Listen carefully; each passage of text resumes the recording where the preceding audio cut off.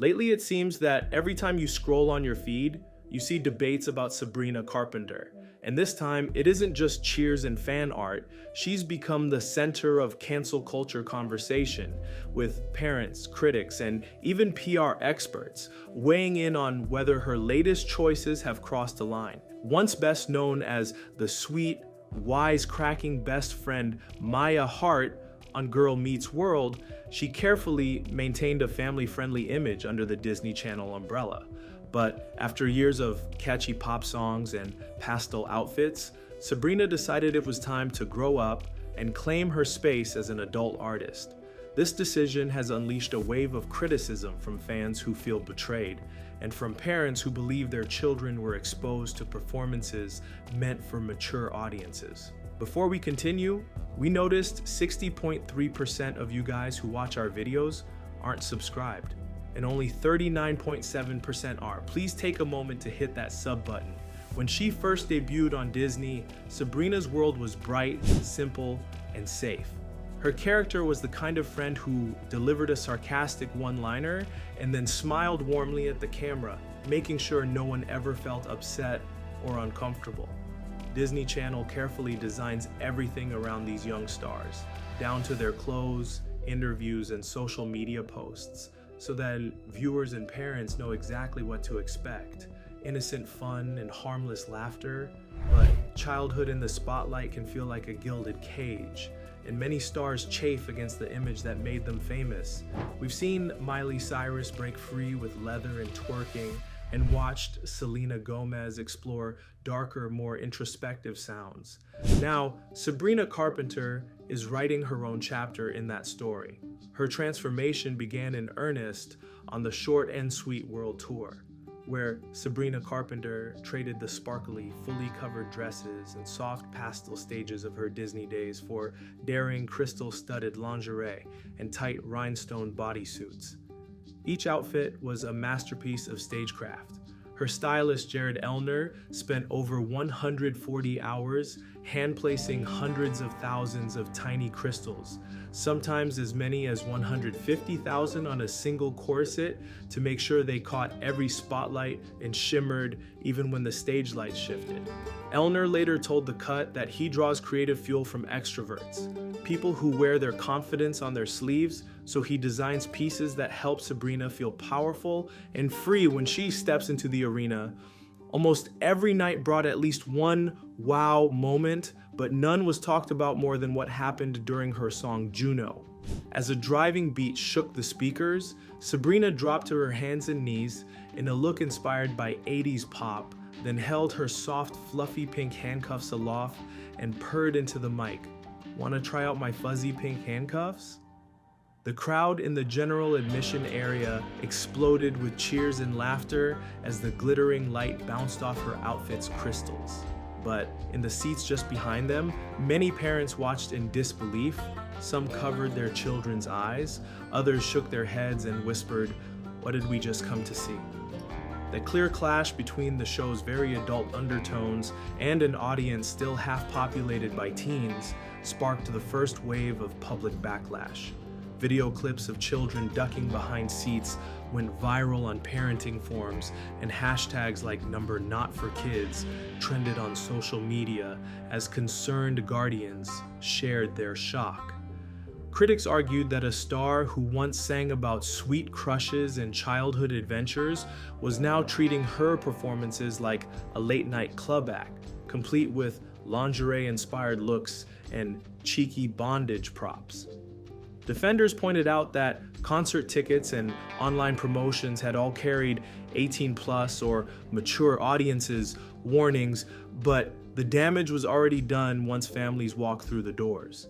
Behind the scenes, Sabrina told Time magazine that she chose these bold looks because they made her feel more herself. On stage, she said she felt more ready at 25 than she ever would have at 15 to own her sexuality and creativity. She argued that performing in skin-bearing, crystal-covered pieces helped her connect more honestly with songs about desire and self-confidence. Yet, as the glitter fell and the tour rolled on, more parents complained. Music blogs debated whether her brand had gone too far, and cultural critics asked where the line should be drawn for artists who grew up in the public eye. During her Paris concert on March 18th, 2025, things really boiled over when Sabrina Carpenter and two male dancers took their performance of Juno to a level that left many jaws on the floor. On a stage at the Accor Arena, dressed in a glittering green miniskirt and matching halter top, Sabrina bent forward between her two dancers. Mimicking the shape of the Eiffel Tower, one dancer was behind her, the other in front. With their hands joined above her to complete the tower's pointy peak news, this staging was a live reenactment of what critics call the Eiffel Tower position, a movie she slides into every night right after singing the line, "Want to try out some freaky positions? Have you ever tried this one?" Clips of the moment exploded across X and Instagram Reels almost immediately, with viewers in Paris and around the world replaying the graphic tableau on loop.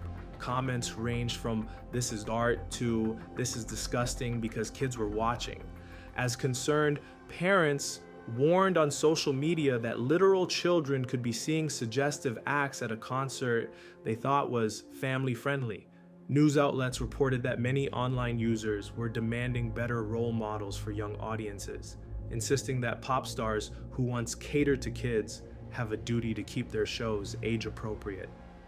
Beyond the visuals, Sabrina's lyrics often carry a cheeky edge. Her single, Nonsense, is full of playful double meanings, fun on the surface, but suggestive underneath. Music insiders have told outlets that her vocal talent and songwriting wouldn't need sexual theatrics to stand out, yet she seems determined to blend bold lyrics with provocative staging. This juxtaposition of innocent themes like pastel playground sets and bubblegum pink props with adult content has been dubbed the coquette or sexy baby aesthetic, and many argue it sends unsettling messages about youth and sexuality. The controversy reached another level with her W magazine photoshoot.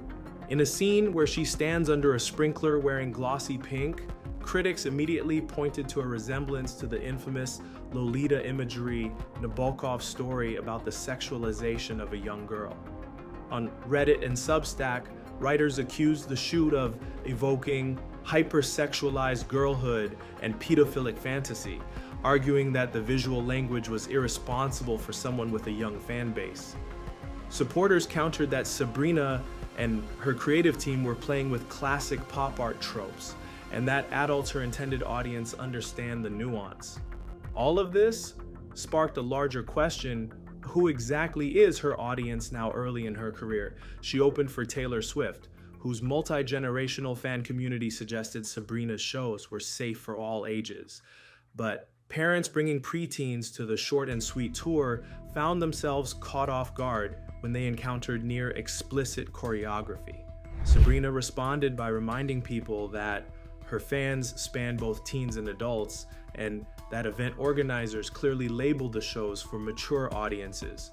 Yet when reality met expectation, confusion reigned. Just when it seemed the debate around Sabrina Carpenter had reached its peak on concert stages, she made a surprising move into the gaming world by joining Fortnite Festival Season 8 on April 8, 2025. In this popular online game, Epic Games introduced Sabrina as a fully playable character, complete with 4 different outfits based on her short and sweet tour looks.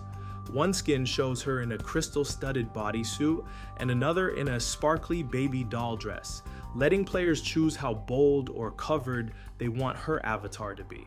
Along with these skins, players get her signature dance emotes. These emotes replicate moves from her live shows, like the playful, fuzzy pink handcuffs gesture from Juno, or the cheeky hair flip she does during Nonsense.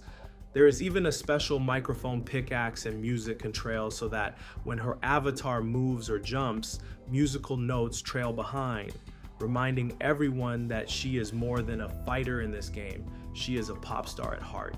The in-game music pass lets players listen to her real tracks while they play, Songs like Nonsense, Juno, and Please Please Please can sound in the background, making a dance party out of what would normally be a combat match. Many fans loved this feature. They shared clips online of two players both wearing the Sabrina skin, spotting each other in a match, and choosing to dance together instead of fighting. One viral video showed two Sabrinas forming a dance circle with other players cheering from the sidelines. Comments on X called it the sweetest community moment in Fortnite. But not everyone was happy. Some Fortnite players argued that a hypersexualized avatar does not belong in a game played by so many tweens and younger teens. They pointed out that the outfits, even the tamer version, still show more skin than most Fortnite skins, and they worried children might see the suggestive poses and lyrics and not understand that these moves are meant for adults. One parent wrote, "Kids' games should not have sexual icons," while others said the company should have kept the costumes more modest or added better age filter. For now, Sabrina's Fortnite skin remains one of the most discussed crossovers of 2025, praised by those who see it as a new way to build community and criticized by those who feel it pushes the limits of what a kid's game should show. Even the PR world weighed in. Experts in public relations have stepped into the conversation about Sabrina Carpenter's changing image, and their views help explain why some people think she is being canceled just for growing up. Eric Schiffer, who runs a firm that advises celebrities on their reputations, told Cinema Blend that what Sabrina is doing is actually normal. He said her move from Disney-friendly performances to more adult shows is not a betrayal of her younger fans, but instead a natural progression. In other words, he means that when a performer matures, it makes sense for her music, style, and stage acts to mature as well, just as Miley Cyrus did when she went from Hannah Montana to songs like Wrecking Ball, or Britney Spears did when she left her pop star image behind for a more confident, grown-up persona. Schiffer pointed out that Disney stars do not sign a lifetime contract of innocence. He explained that staying stuck in a bubble of child-friendly pop would actually hold an artist back. Instead, Sabrina is choosing authenticity over staying in the comfort zone of her early career. He said that fans and critics need to accept that rebranding means leaving childhood roles behind. Sabrina is simply inviting her fans to grow up with her rather than condemning her for it. Sabrina herself has made similar points in her own interviews. In a Capital FM conversation about the criticism of her tour outfits, she said plainly, "If you don't like what I'm wearing on stage, don't come to the show, and that's okay." With this, she made it clear that her music and performances are designed for people who are ready for a more adult experience.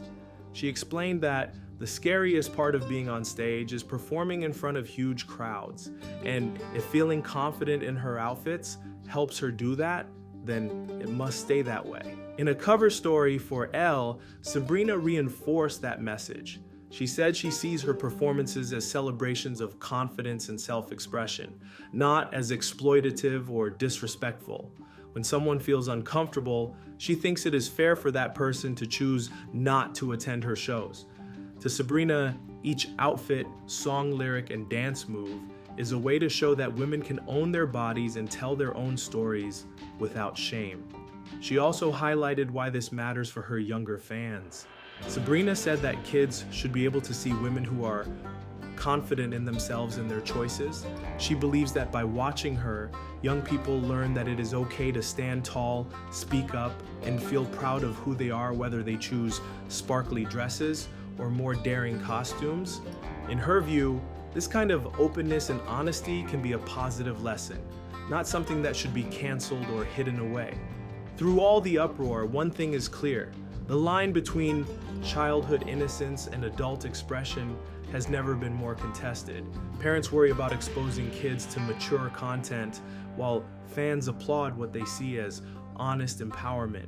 Industry experts point out that public growth is messy. Fame doesn't come with an instruction manual for aging gracefully under spotlights. Sabrina Carpenter's journey from Disney darling to provocative pop provocateur highlights these tensions at their sharpest. She's both celebrated for rejecting outdated norms and criticized for what some see as blurring boundaries too far. The real question isn't just whether she's gone too far, it's what we expect from artists who grow up in front of us. Do we support them as they explore new identities, or do we hold them to the standards of their younger selves?